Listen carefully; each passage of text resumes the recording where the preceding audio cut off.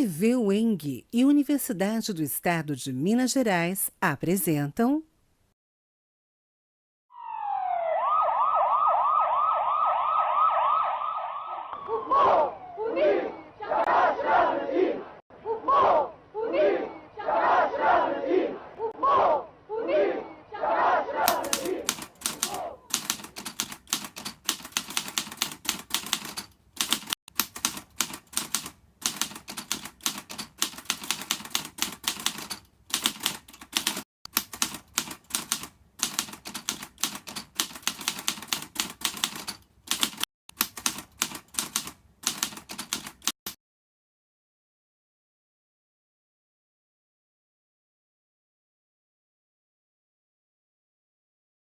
O nascimento da UNE. Fundada em 1937, a União Nacional dos Estudantes, representando todos os estudantes brasileiros, sempre foi formada por diversos grupos com tendências ideológicas diferentes e cada um destes grupos tem uma visão ímpar sobre a entidade. Acho que o papel da juventude nesses dois períodos, da ditadura militar e na democracia, é de fato de ingressar nos movimentos sociais, a juventude que ingressa nas universidades, esse papel de construção, né, de garantia de direitos, de construção de um Estado efetivamente democrático, que não seja um Estado que seja democrático só na Constituição, que seja democrático só formalmente. Na época da ditadura, de fato, os movimentos sofriam aí uma repressão muito maior, era bem mais complexa a luta, mas a juventude estava em todos os movimentos, tanto o movimento estudantil que dialogava com os movimentos sindicais, com os movimentos sem terra, com os movimentos sociais em si, e isso veio decorrência, esse apoio do movimento estudantil, da juventude, até hoje ele existe nos movimentos sociais sindicais, nos movimentos sociais sem terra, existe muita juventude nesses movimentos. Existem pessoas, existem jovens nesses movimentos desse período democrático, jovens que nasceram dentro desses movimentos e jovens que não pertencem a esses movimentos como indivíduos, mas que atuam politicamente com esses movimentos.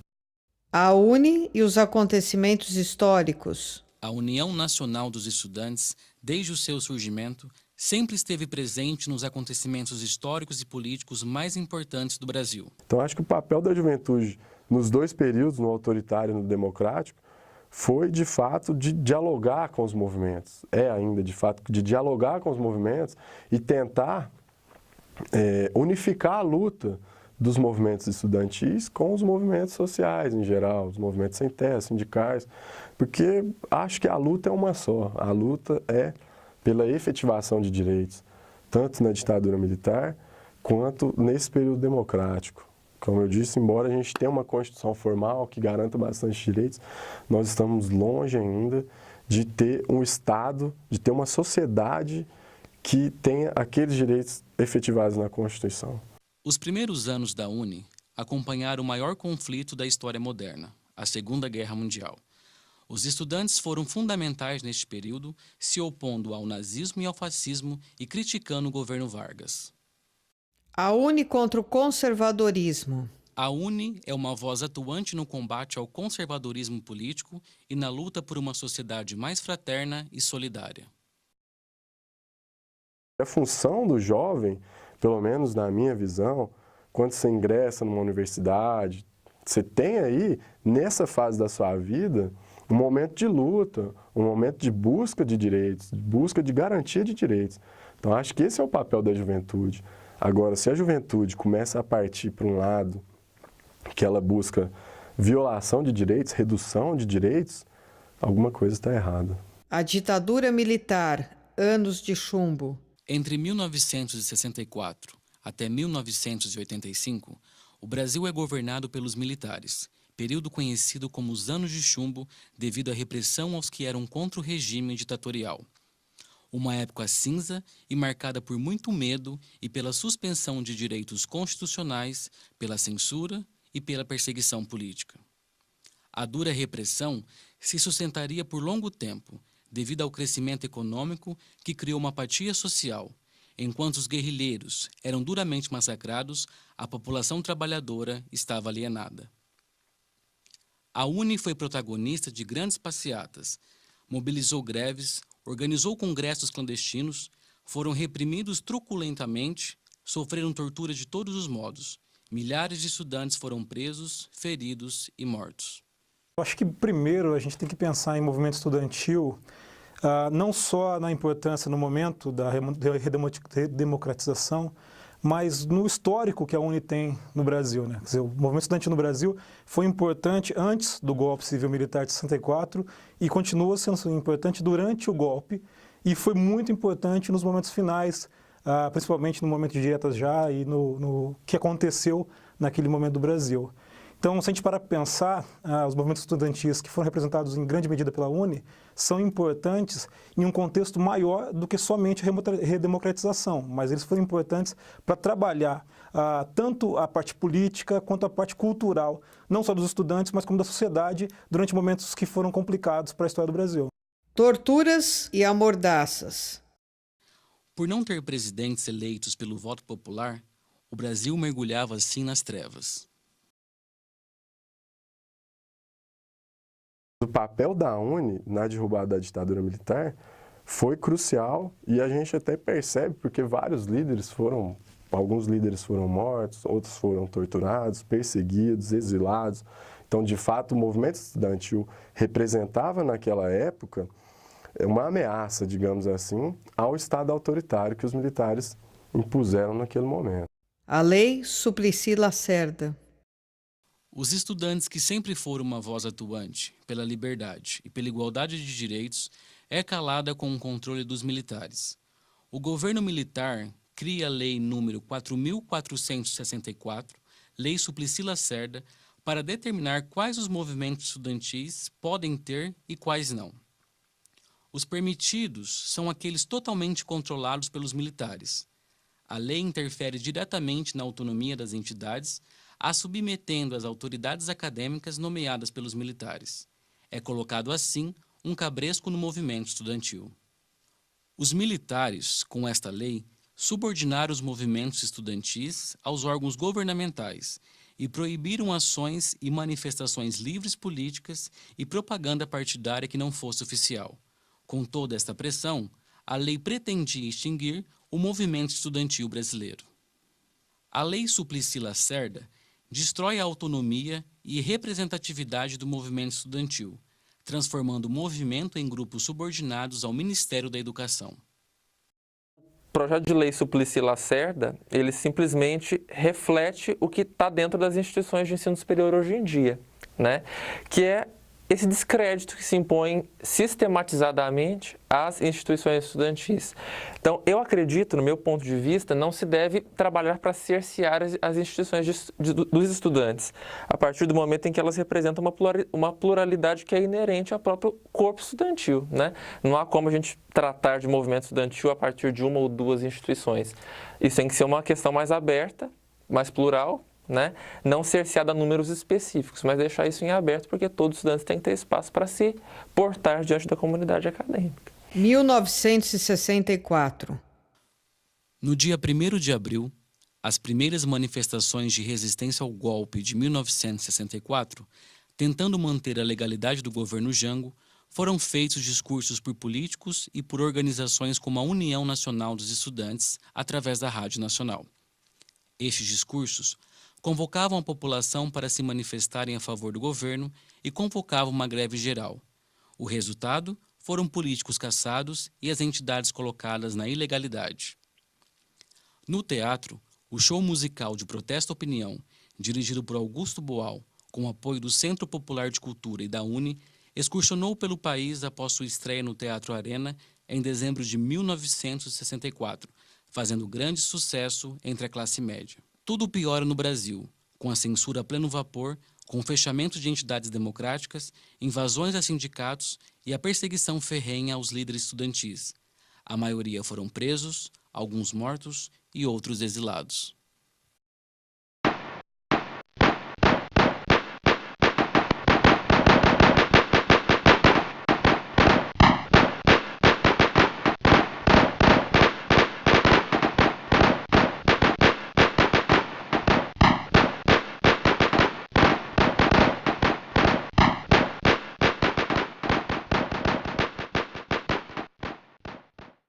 tratar da ditadura no Brasil, especialmente considerando que foi um período de ditadura civil-militar, né, se trata de um período de uma repressão muito grande, principalmente em relação aos movimentos sociais.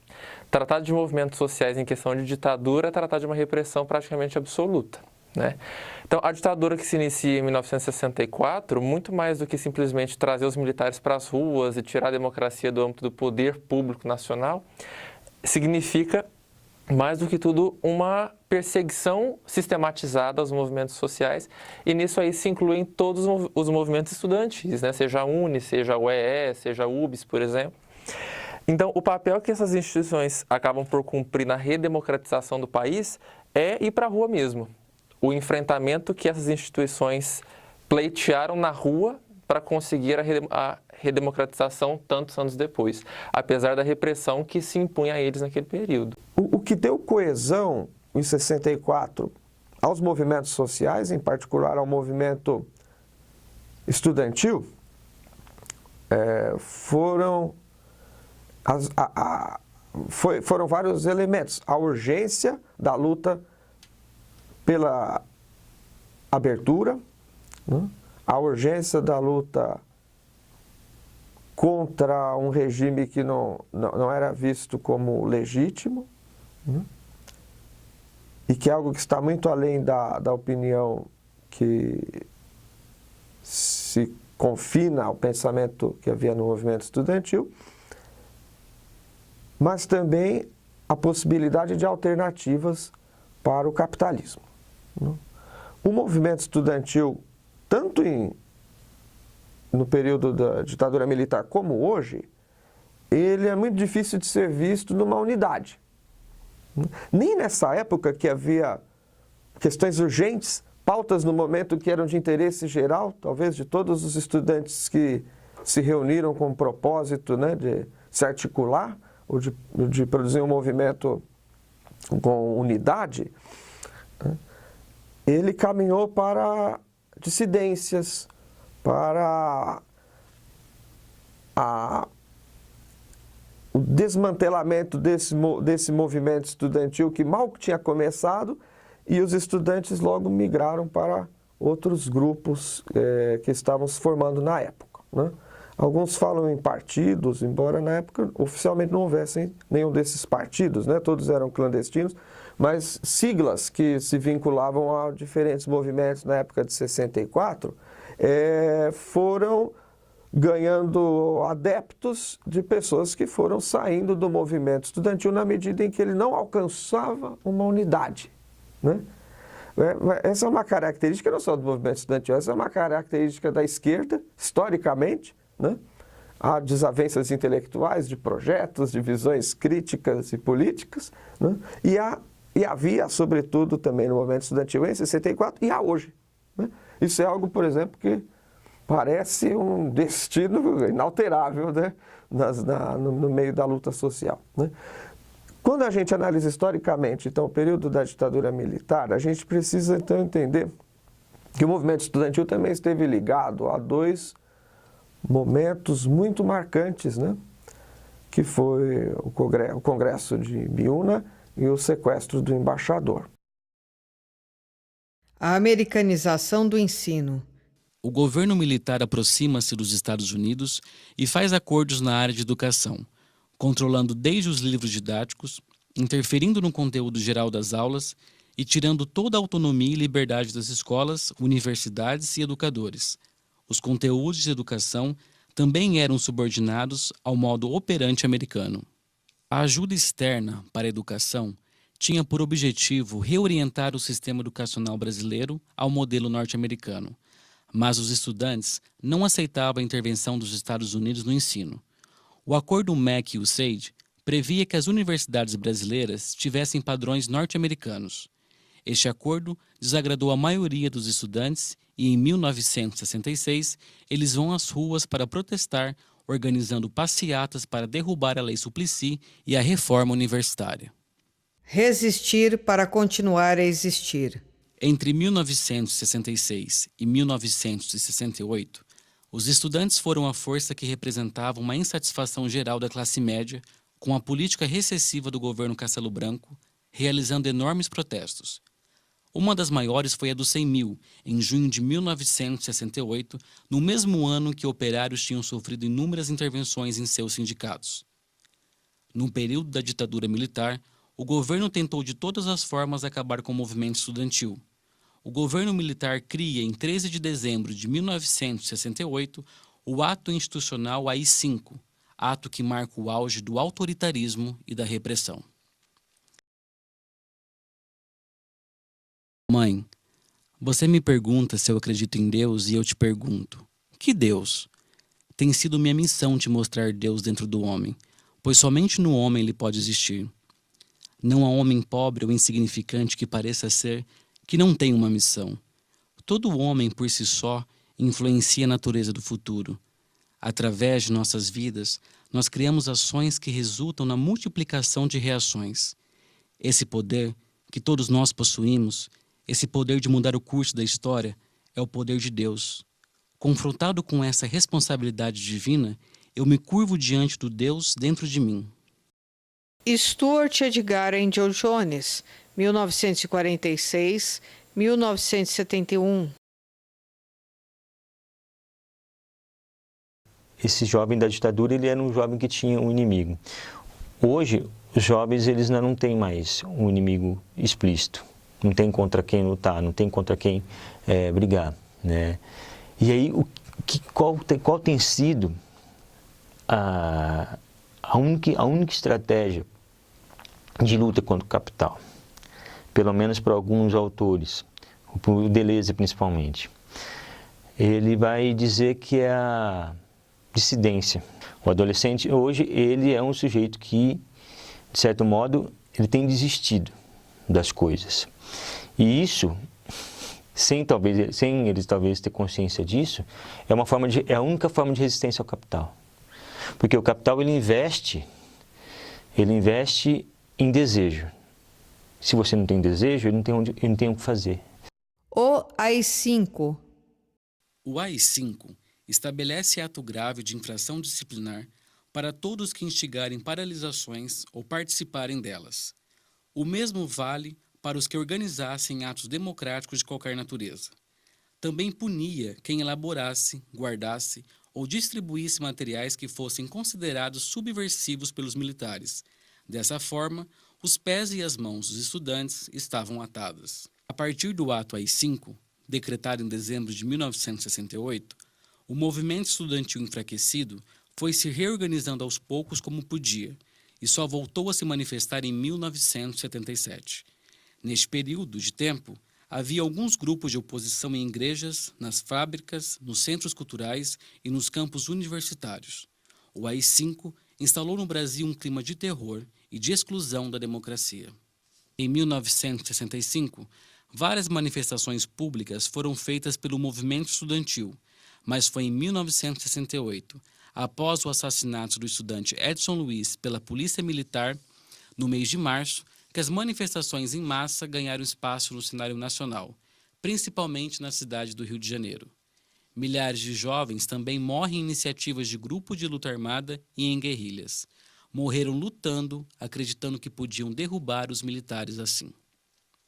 Nós tínhamos o extremo da opressão, né, a questão armada, a questão da censura e tudo mais, e o movimento artístico-cultural, que faz com que a gente possa ter uma escolha associada àquilo que eu acredito. Então, nós temos os extremos associados a isso, e o que se busca hoje, pelo menos o que eu vejo, é um ponto de equilíbrio entre as situações extremos. Eu acho que a gente não pode nem tanto para um lado, nem tanto para o outro, mas principalmente buscar aquilo que pode trazer o bem-estar não só para o povo, para a comunidade no geral, mas também evoluir nesse sentido. Então, o que a gente observa? Os dois movimentos extremos acabaram se enfraquecendo ao longo do tempo, porque os extremos acabam perdendo força ao longo do tempo. Então, acho que concentra uma grande energia no surgimento e depois ele vai se desfazendo ao longo do tempo ou não vai cativando mais o idealismo desses grupos originais. Então, acho que a ideia de manter isso vivo é buscar. E nós sabemos que boa parte desses gritos de protestos, eles nascem pela necessidade de um espaço e de diálogo. Em 1970, organizações e partidos clandestinos passam a ter representantes nas chamadas tendências estudantis. Organizações trotskistas saem na frente e fundam a corrente Liberdade e Luta, conhecida entre os estudantes como Libelu. Em seguida, o PCdoB dá origem à corrente Caminhando e organizações de luta armada, com Ação Popular e o movimento revolucionário 8 de outubro, conhecido como MR8, e a Ação Libertadora Nacional, ALN, e a Ação Popular Marxista-Leninista deram origem ao movimento Refazendo.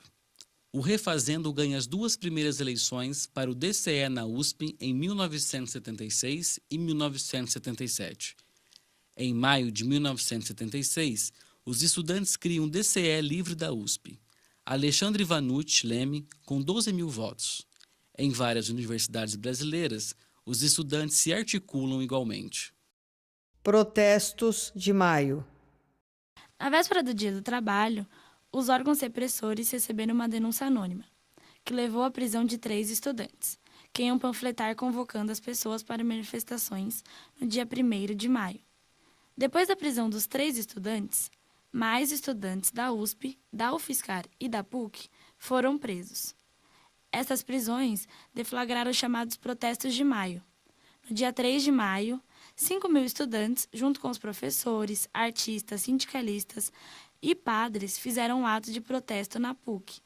Em 5 de maio, estudantes organizaram uma passeata, em São Paulo, que seria a mais expressiva daquele período, com mais de 10.000 estudantes.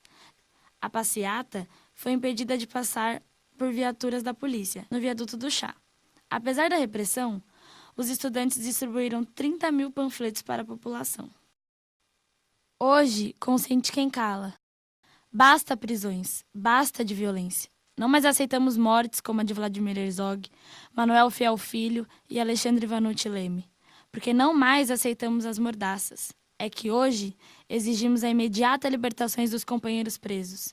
É por isso que conclamamos todos, neste momento, a aderirem a esta manifestação pública sob as mesmas e únicas bandeiras: fim às torturas, prisões e perseguições políticas. Anistia ampla e irrestrita a todos presos, banidos e exilados, pelas liberdades democráticas.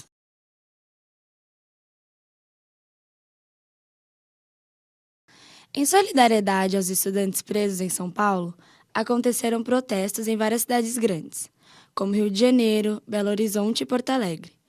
Em 1977, o terceiro Encontro Nacional Estudantil foi marcado para acontecer na Universidade Federal de Minas Gerais, UFMG. A universidade foi invadida pela PM e pelo DOPS, e 800 estudantes foram detidos. As invasões do Coronel Erasmo Dias. Os organizadores do terceiro Encontro Nacional dos Estudantes resolveram transferir o evento para São Paulo, em setembro de 1977. O coronel Erasmo Dias, então secretário de Segurança, mandou cercar o campus da USP. Sabendo da ordem do coronel, as lideranças do movimento estudantil driblaram ele, conseguindo o enganar, se reunindo clandestinamente numa sala do prédio novo da PUC, enquanto 1.500 outros estudantes despistavam a polícia, reunindo-se em outro salão da USP. Vitoriosos e felizes, os estudantes anunciaram uma comemoração naquela noite no Teatro Tuca. O coronel Erasmo Dias, enfurecido em ser enganado, comandou uma invasão no Teatro da PUC, detendo 3.000 pessoas, entre estudantes, professores e funcionários. 1979. Em Salvador, em maio de 1979, ocorreu o Congresso da UNE. Foram ônibus vindos de vários lugares do Brasil, com faixas escritas "Viva a UNE" e "A UNE somos nós. Nossa força, nossa voz. Abaixo a ditadura". Foi um congresso marcado como o Congresso de Reconstrução da UNE. 1980-1985. A sociedade brasileira vivenciou 2 grandes ciclos de protestos públicos contra o regime militar e amplia o sentimento de resistência, com grandes manifestações de rua envolvendo muitos grupos sociais, mas sempre começava com a iniciativa do movimento estudantil. Em meados de 1984, a democracia brasileira renascia articulada por uma solução negociada entre as elites políticas e o Partido do Movimento Democrático Brasileiro, PMDB, e o Partido de Frente Liberal, PFL, que acertam a aliança de chapa de Tancredo Neves para presidente com José Sarney de vice. Em maio de 1985, Congresso Nacional que restabelecia as eleições diretas. Definitivamente era o fim da ditadura militar. A utopia é querer apanhar uma estrela do céu, distante de nós, mas tão próxima do nosso olhar. A utopia nunca envelhece, porque ela é aquilo que nos faz crescer. A utopia não é chegar onde se pensou chegar, mas é amanhecer todos os dias, tentando se aproximar. A nossa jovem democracia é filha de todas as utopias. O jovem deve sempre querer mudar o mundo, porque o dia que ele não mais desejar isto é sinal que ele silenciou sua natureza. Parou de crer na capacidade de mover o que o salvou de morrer todos os dias. A utopia é aquilo que nos tira o medo, que nos traz de volta a nossa essência, que desabrocha a flor antes da primavera chegar e nos faz gente, no sentido plural e completo da palavra. A utopia é a verdade da alma. É estar longe, mas estar perto, de cada sonho aberto, de cada sonho incompleto, que nunca tem fim.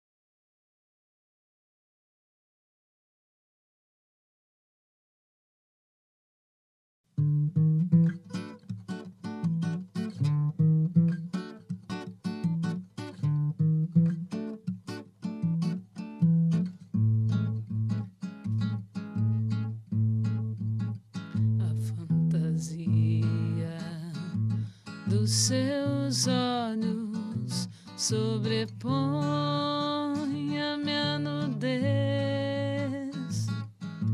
visto a olho nu. Todo homem prematuro é burguês. Não tenho mais a memória que o homem gostaria de ter do lado de fora da história, mas o sol do meu lado desmancha o frio do ventre que lhe pariu. Já não sou um filho a mais entre os mil da pátria amada chamada Brasil.